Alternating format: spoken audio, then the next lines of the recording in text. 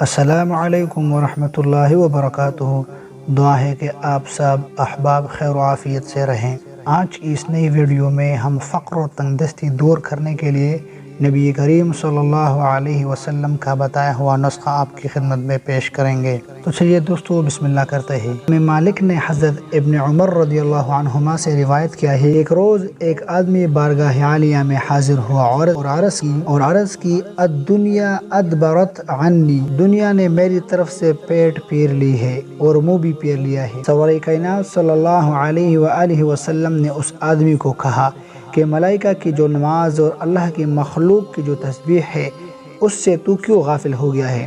اسی کے صدقے ان سب کو رزق دیا جاتا ہے، تو یہ تسبیح 100 بار پڑھا کرو، سبحان اللہ و بحمدہ سبحان اللہ العظیم استغفر اللہ۔ سرکار دو عالم صلی اللہ علیہ وسلم نے فرمایا تأتیک الدنیا صاغرتاً، دنیا تیرے پاس ذلیل ہو کر آئے گی۔ اپنے آقا کا یہ ارشاد حرز جاں بنانے کے بعد وہ آدمی واپس ٹھہرا رہا، پھر حاضر ہوا۔ عرض کی یا رسول اللہ صلی اللہ علیہ وسلم، میرے پاس اتنی دولت آ گئی ہے کہ مجھے اس کے رکھنے کی جگہ نہیں ملتی۔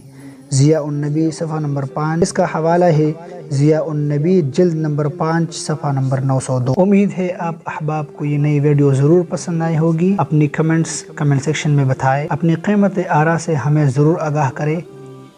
دوستوں کی خدمت میں عرض ہے کہ آپ اس ویڈیو کو ضرور شیئر کر دیں۔ جزاک اللہ خیر۔ ملیں گے نیکسٹ ویڈیو میں، تب تک کے لیے آپ سب اللہ کے حوالے۔ السلام علیکم ورحمۃ اللہ وبرکاتہ۔